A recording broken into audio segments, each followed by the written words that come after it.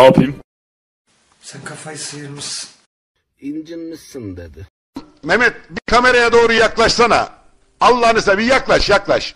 Az bir kameraya doğru yaklaş. Ulan niye bu kadar buğulu gözüküyor? Puh, suratını sikeyim senin. Amına koyduğumun evladı. Vatan amına koyayım.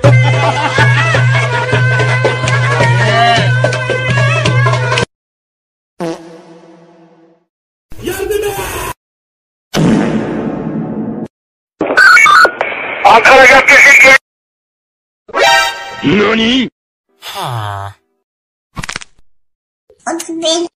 Elini indir hareket yapma. Amını ızını sikerim senin. Amına koyduğumun çocuğu seni. Ananas ol.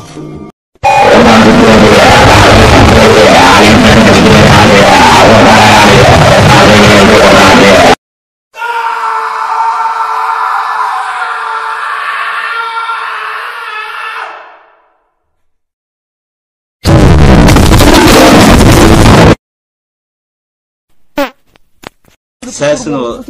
Sensin o kardeşim.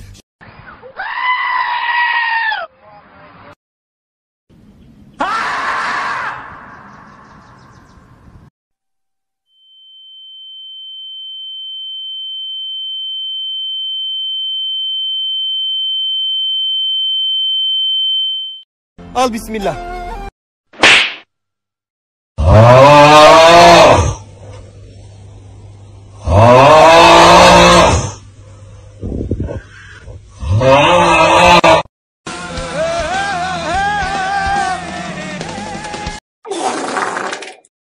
Hayvan gibi şey yapıyorsunuz ya. Ne kadar komik ya. Abi niye bizi tenha yollardan götürüyorsun? Sikecen mi? Sikeceğim, ne olacak?